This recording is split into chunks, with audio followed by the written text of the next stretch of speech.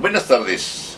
Nuevamente nos encontramos para poder realizar alguna reflexión. Hoy, día 27 de junio del 2019. La temática, comentaba yo, no es fácil, la de hoy.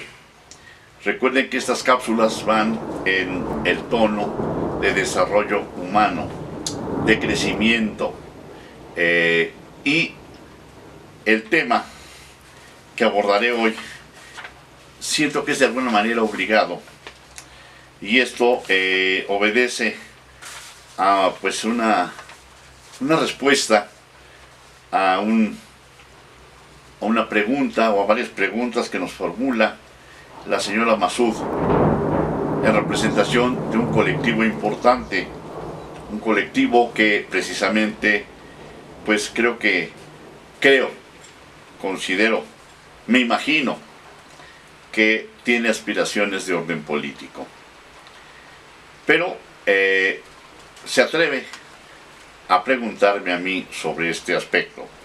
Aclaro, yo no soy político, tampoco soy comentarista de política, no me las gasto de analista, entonces es una pregunta difícil desde la perspectiva del desarrollo humano, del crecimiento humano. La primera pregunta que nos hace es la siguiente: ¿cómo debemos ver a los políticos para no amargarnos la vida ni para deprimirnos? Pregunta difícil realmente. En ese sentido, yo comparto con ellos esa idea de tristeza o de frustración.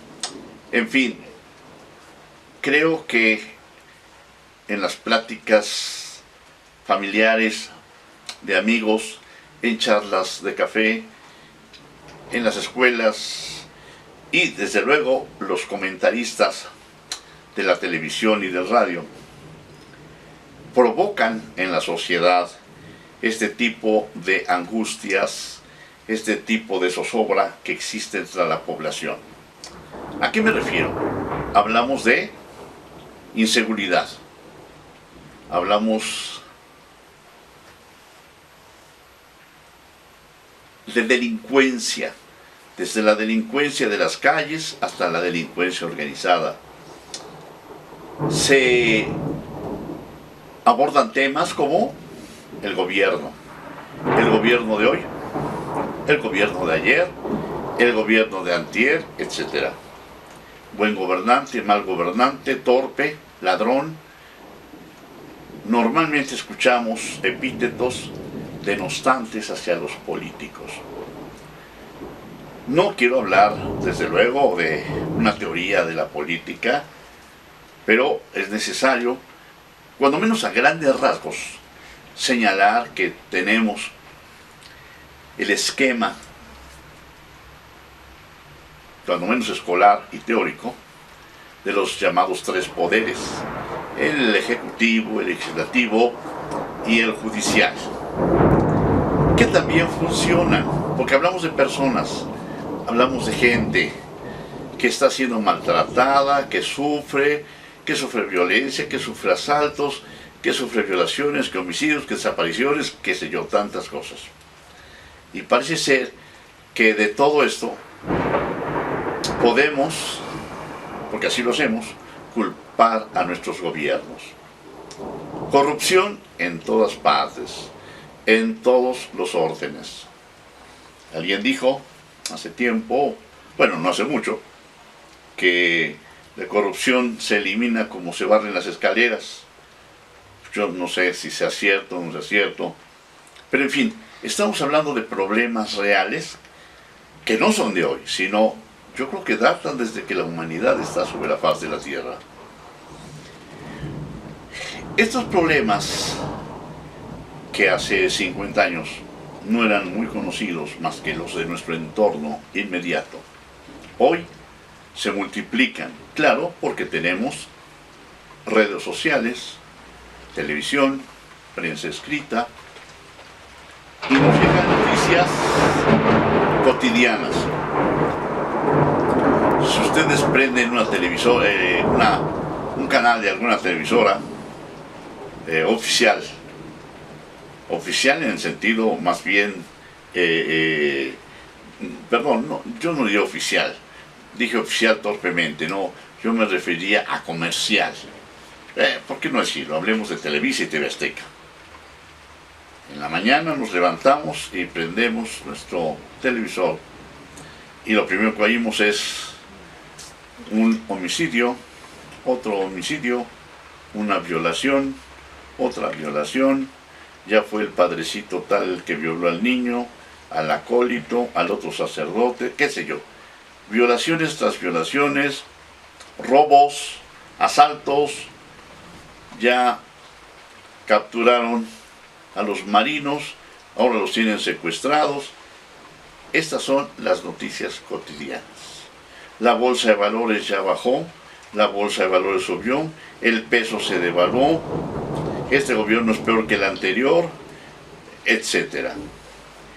Después de oír tantas noticias negativas, entiendo perfectamente a ese colectivo que me formula la pregunta, ¿qué debemos hacer? Bueno, pues yo diría, primero, ver al político como debemos ver al abogado, al médico, al dentista y a los que se dedican a ciertos oficios como la mecánica, la carpintería, la plomería, etc.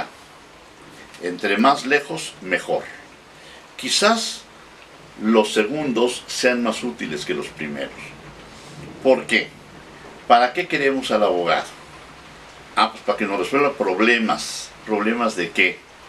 Me peleé con mi suegra se peleó conmigo. ¿Y por qué me peleo con la suegra? ¿Por qué la violencia? No, pues me pegó, yo le pegué, la lesioné. Y entonces me inician una carpeta de investigación y requiero de un abogado. Y no solo el abogado que va a llevar mi caso, sino también el licenciado que es agente del Ministerio Público. Ahí me voy a dar cuenta de lo que es amar, dicen a Dios en tierra de indios. Ahí sí voy a sufrirle. Prepotencia, corrupción, qué sé yo. Pero ¿quién provocó todo esto? Yo. O necesito al abogado porque estoy en el proceso de divorciarme, porque mi esposa no me comprende, porque me fue infiel, qué sé yo, tantas causas. Afortunadamente ahora esas causas son de tipo subjetivo y no tienen que ver nada con el ámbito jurídico, porque ahora afortunadamente, dicen algunos, el divorcio es incausado.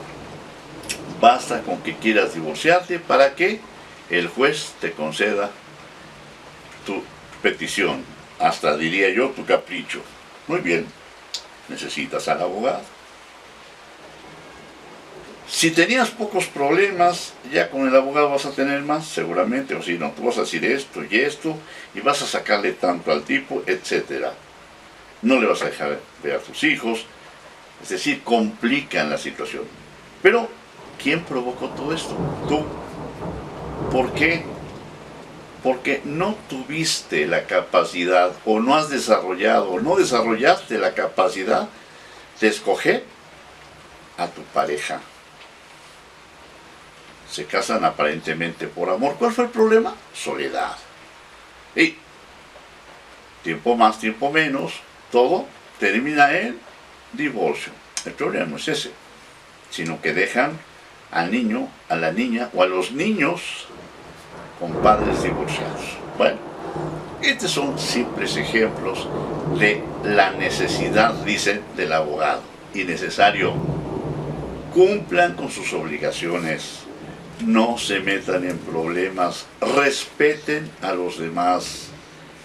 Traten de crecer en valores, es decir, tomar el valor y practicarlo. Paciencia, tolerancia y finalmente, diría yo, con todos reunidos hablaríamos del culmen, que es el amor. Muy bien. El médico, igual. Hoy está de moda la diabetes, está de moda el cáncer y tantas otras enfermedades degenerativas que no las va a remediar el médico. Va a dar paliativos tal vez. Pero ¿qué sucede? ¿Quién provocó esto? Nosotros.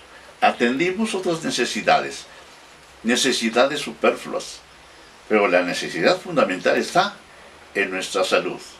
Preguntemos a nosotros mismos, ¿cuánta agua? Agua, no refresco, no alcohol, no jugos, no leche, agua. ¿Cuánta agua tomo al día? ¿Cuánto ejercicio hago? ¿Cómo son mis hábitos? ¿Consumo alcohol? ¿Cuánto alcohol? ¿Consumo cigarro? ¿A qué hora me duermo? ¿Qué cosas veo? ¿Veo porquerías? ¿Qué leo? Leo libros de filosofía, libros de lógica, libros de ética, libros de desarrollo humano, o revistas, o novelas. Hoy el que lee novelas se siente culto. El que lee novelas siente que puede hablar con otro igual. No, tenemos que crecer como personas. ¿Por qué? Porque dentro de la política hay otro subsistema que se llama educación, en donde no educan a nadie. Es decir, la teoría es buena. Está plasmado en nuestro artículo 3 constitucional. Hermoso, ciertamente, que señala que el Estado tiene el deber de desarrollar armónicamente todas las facultades del ser humano. Si las desarrolla en el kinder, en la primaria, en la secundaria, en la preparatoria, los que llegan a la preparatoria, ya no hablo de las facultades porque alguien cree que ser licenciado o ser ingeniero, ya con eso tiene preparación. Falso. Ahí se adquieren solamente conocimientos especializados que no tienen que ver nada ni con la ética ni con la lógica. Vean ustedes cuánta gente existe en la política precisamente que no tienen ni idea de cómo se piensa y tampoco de lo que es la ética. Bueno, entonces respondimos a la primera pregunta de alguna manera. Hay que alejarnos de los políticos, pero específicamente ya no vean basura, ya no vean esos noticiarios que no les traen nada absolutamente. Hoy para mí, desde luego, y espero estar equivocado, el periodista o el comunicador, como le llaman actualmente, me parece que es un mercenario que utiliza los medios para engañar a la gente, para quedar bien con alguien. Están al mejor postor. Si un partido paga, pues vamos a pegarle al contrincante. Y así nos la vamos llevando. Bien, creo que esto tal vez sea muy ligero, pero sería mi recomendación. Hay hoy en día, una sección, podríamos decir, en la televisión, en un canal X, en donde sale el actual ejecutivo o representante del Ejecutivo Federal dando un informe o tratando con periodistas, dando respuestas. Y en ocasiones, cuando quiero sentirme contento, lo veo porque me habla de un México tan hermoso, un México donde ya no hay corrupción, o la que se está combatiendo, donde no hay pobreza, o a los pobres se les está ayudando, a los viejitos también se les ayuda, los que estaban enfermos pues se les va a ayudar con medicinas, en fin, todo me parece magnífico. Oigo las respuestas que dan los periodistas, les da 3 vueltas y no les dice nada. Pero, ¿a qué me refiero? A que sale uno feliz después de escuchar a este hombre que nos habla de un México maravilloso, un México que dices, ¿esto será cierto? No tengo la menor idea. cuando hablamos de los que tenemos contacto con autoridades administrativas, judiciales o del trabajo, decimos, ¿qué es esto? Estos no han de ser mexicanos, son de otro país, porque el mexicano que yo oí que me platicó este señor es diferente, porque además dice que los mexicanos somos a toda madre. Y obviamente esto pues me hace sentir muy contento, me hace sentir muy bien, porque él también se siente feliz, dice que todo está perfecto. Entonces, si quieren ustedes salir optimistas, vean eventualmente pues parece ya programa, sería esta presentación de nuestro señor presidente. Bueno, pasemos al siguiente punto. Pregunta ahora, más bien la segunda pregunta dice, ¿debemos participar en política? Bueno, pues ahí yo creo que es la decisión de cada quien, ¿no? Pues sí, si quieres o no participar en política. Decía un filósofo griego, Aristóteles, que el hombre, el individuo, es el son politicón, es decir, el hombre político, y somos políticos. Yo diría sí y solo sí, es decir, con la bicondicional de que hayamos evolucionado un poco. Es decir, que haya un crecimiento humano para que no pensemos solamente en nosotros, sino en los demás. Y eso, de alguna manera, es hacer política. No necesariamente la política trillada, la que conocemos, ni significa que entremos a un partido político, no. Simplemente yo diría que la política empieza desde nuestra casa. Si nosotros ahorráramos en la casa los gritos, los golpes, las malas palabras denostantes hacia nuestros seres amados, creo que podríamos decir que estamos empezando a hacer política. Si dejamos de criticar a nuestro vecino, si lo apoyamos, si no lo criticamos. Sobre todo esto se genera mucho en comunidades que han surgido y se han multiplicado como hongos últimamente. Me refiero a los edificios y a las casas que se encuentran actualmente bajo el régimen de propiedad en condominio, es decir, en donde eres, dice, dueño de tu departamento, pero las áreas comunes son, dicen, a pro indiviso, es decir, que no tienen un dueño determinado, sino que es de todos. Ahí se dan los eventos más curiosos de egoísmo, de ataque, de violencia, y yo creo que ahí podríamos empezar por hacer política. Por otra parte, diríamos, quiere ser político en el sentido de participar en las decisiones gubernamentales, ¿a eso te refieres? Si a eso se refiere, bueno, pues tenemos el camino, formar un partido político o incrustarte en alguno que ya exista, pero desde luego a un nivel de medio hacia arriba. Pues desde abajo, pues va a ser un poco difícil que llegues arriba. La otra pregunta dice, si así es, o sea, eso de deber, es en el sentido que acabo de mencionar, ¿no? Porque entras a un partido político. Dice, si así es, ¿cómo podemos participar en la política? Como acabo de señalar, diríamos que tenemos una política formal, una política material. Si sé escoger a mi pareja, difícilmente voy a terminar pegándole o matándola, que es lo peor de todo. Si cumplo con mis obligaciones, cumplo con mis contratos, cumplo con mi palabra, pues yo creo que difícilmente tendré que ir a parar a un juzgado o, lo que es peor, ante un MP, porque el que no ha ido a algún asunto, a una carpeta de investigación y no conoce al MP, pues no sabe lo que es el infierno, y yo les recomiendo que mejor no se atrevan a conocerlos. Es mejor vivir tranquilos, vivir en paz. Lo que comentamos hace un momento también.